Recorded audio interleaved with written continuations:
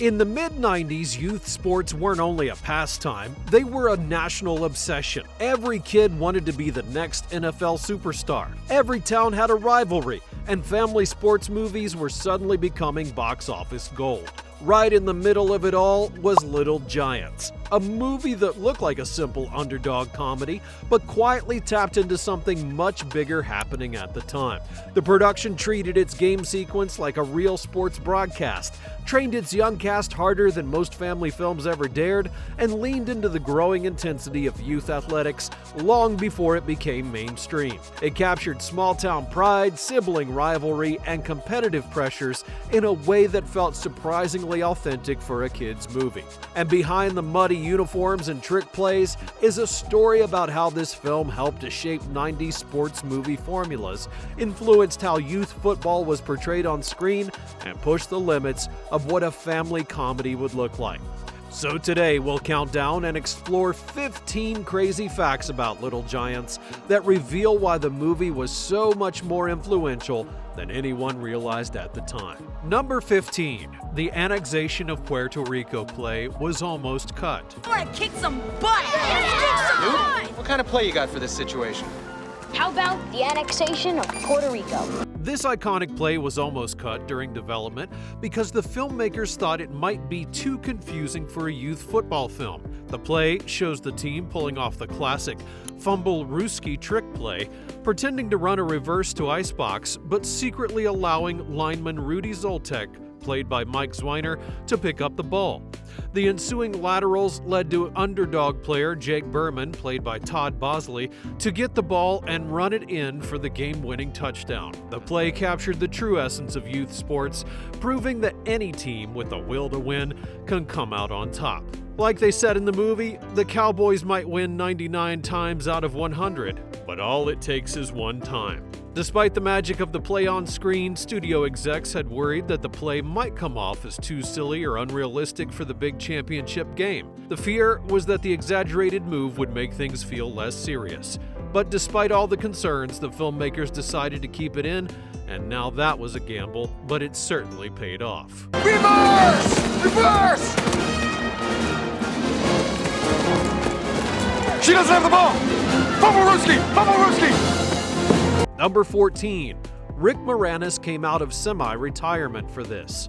By the time Little Giants began production in 1994, Rick Moranis had already become a household name through films like Ghostbusters and Honey, I Shrunk the Kids. However, following the tragic passing of his wife in 1991, Moranis had largely stepped back from Hollywood in order to focus on raising his children.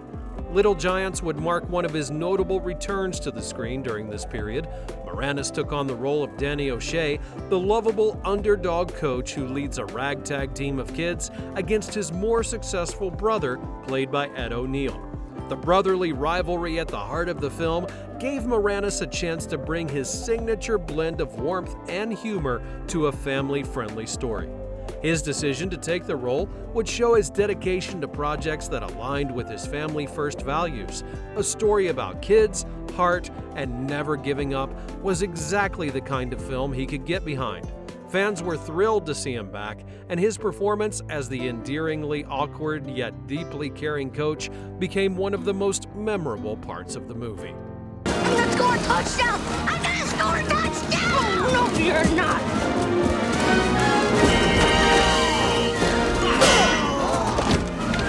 Number 13. The film was shot like a serious sports drama. Director Dwayne Dunham treated every play and moment as though it were the Super Bowl, with multiple camera setups catching every angle and low shots right on the field, making you feel like you're in the game. The intensity was off the charts. Slow motion captures turned simple moves into crazy moments, and the close-ups pulled you into the action, making every pass, tackle, and touchdown unforgettable. The championship game was planned out like a big dance, with every play and cheer perfectly timed to make it super exciting. To make it even more real, legendary sports commentators John Madden and Pat Summerall showed up, calling the game as though it were a real broadcast. Their voices took the action to the next level, making everything even more crazy. Number 12. Ed O'Neill played it completely straight. We see Ed O'Neill step into the role of Kevin O'Shea, and he does something completely unexpected. Even though Little Giants is a family comedy, Ed doesn't crack jokes or play it silly, but instead he plays Kevin completely straight, as though he were in a serious sports drama. This is what makes it so memorable. At the time, everyone knew Ed as Al Bundy, the sarcastic character from Married with Children, but here he transforms and is intense and not funny at all. He would then take this acting style onto other characters, like the one he played in Modern Family. Little Giant! She's back. She's Becky the Icebox O'Shea. But in Little Giants, he's determined to prove he's the best no matter what, and the way that he butts heads with his brother Danny, played by Rick Moranis, feels real. Before working on the film, Rick was best known as the beloved comedic actor for roles like Wayne Szalinski in Honey, I Shrunk the Kids, Louis Tully in Ghostbusters, and Dark Helmet in Spaceballs, and the list goes on. And when you watch The Little Giants, you can tell that Kevin has some built-up frustration and needs to show that he's better. The serious attitude made the rivalry between brothers even more intense, and every time they face off, the tension gets stronger. Number 11. Real injuries happen during practice. It turns out that filming those action-packed scenes was actually dangerous. Todd Bosley, who played Jake Berman, the kid with the glasses, ended up with a real-life injury.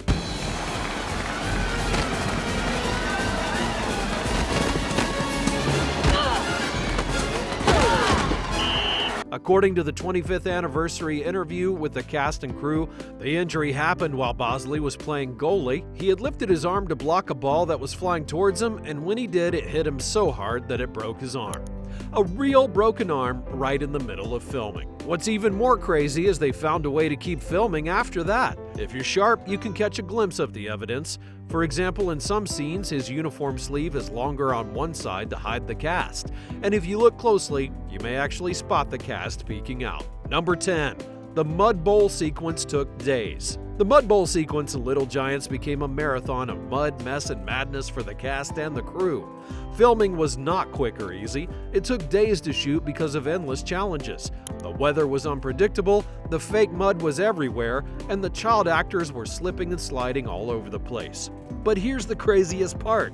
Every single play had to be planned, just like in a real football game. After every take, they had to stop and fix the field because all that running made it a huge mess.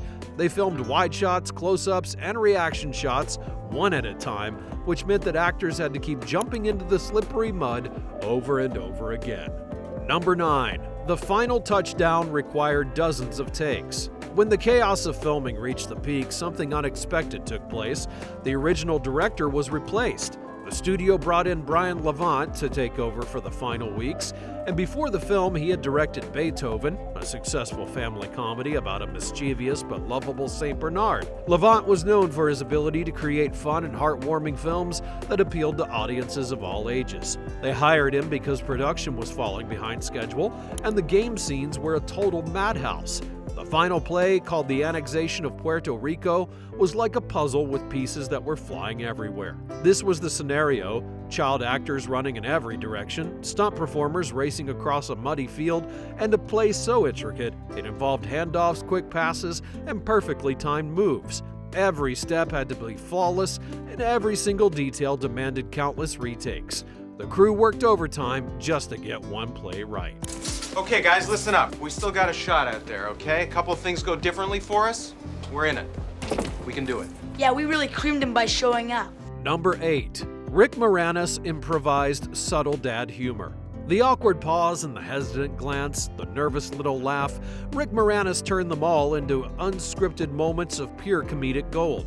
Playing Danny O'Shea, the well-meaning but self-doubting father, Moranis didn't rely on loud jokes. He went for the subtle and natural touches that made Danny feel like someone you actually know.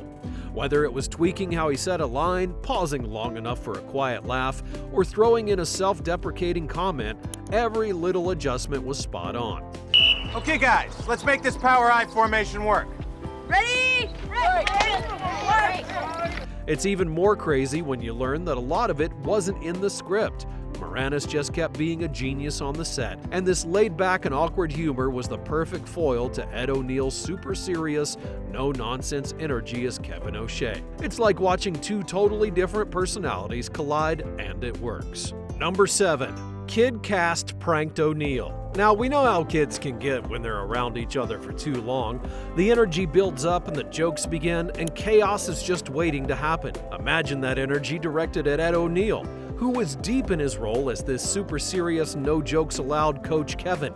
Well, the kid cast couldn't resist. They turned up their long days on the set into prime prank time. O'Neill, with all of his gruff and focus, ready to coach another intense football scene, and then boom, here comes the kids treating him like he's their actual rival coach. They teased him and joked around and poked at his tough guy persona as though it were their mission to crack him. And he totally rolled with it. Behind the scenes, it was all laughs and bonding, even though he was supposed to be the strict and no-nonsense villain of the story.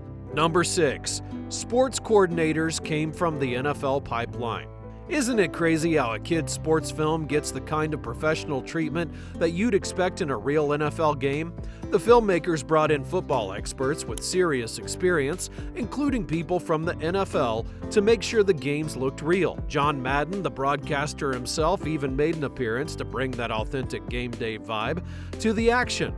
NFL superstar Emmitt Smith, in the middle of his prime with the Dallas Cowboys, also showed up for a cameo. Behind the cameras, there were professional advisors choreographing every play and making sure that blocking schemes were on point while designing strategic moves like the annexation of Puerto Rico. They filmed the big game with multi-camera setups just like an actual NFL broadcast, and that's why the plays felt as though the kids were executing a legit game plan.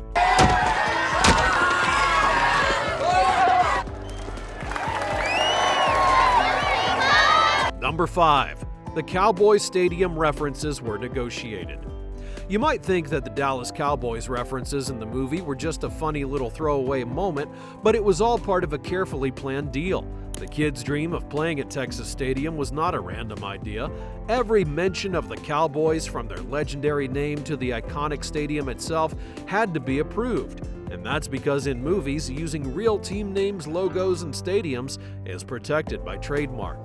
This film brought in NFL legends like John Madden and Cowboys star Emmitt Smith, and back then the Cowboys were the biggest deal in football, winning Super Bowls and dominating the game. Their name and image were worth a whole lot, so the NFL was not about to give permission to use them without making some serious deals. Number 4. Icebox's character was originally less central. Believe it or not, when they first began working on Little Giants, Icebox wasn't supposed to be such a big deal. At first, the story was mostly about the big sibling rivalry between Danny and Kevin. The kids were only there to help show how two brothers didn't get along. And that's when everything changed. As the script and ideas for the movie evolved, Icebox snatched the spotlight, and suddenly the tough and talented girl became the emotional heart of the story. That was because her struggles hit home. She was the best player and was constantly underestimated and pushed aside because she was a girl. The Icebox. Where's he at? Right here. Is Spike mistaken? Aren't you a girl? Gee, good eye.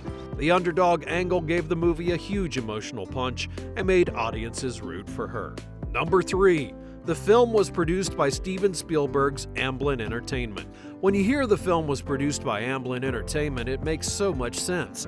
After all, the company was founded by none other than Steven Spielberg, along with Kathleen Kennedy and Frank Marshall. Known for crafting stories dripping with heart, humor, and the right amount of edge, Amblin was behind some of the most unforgettable family-driven adventures of the 80s and 90s, and they're officially credited as playing a key production role in shaping this film.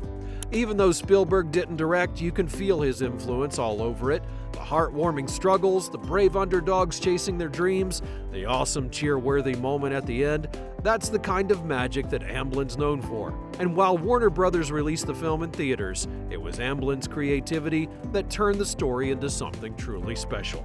Number 2. The film opened the same weekend as Pulp Fiction. This was one of the wildest weekends of movie history. It was a loud and funny family comedy going up against a tough crime drama.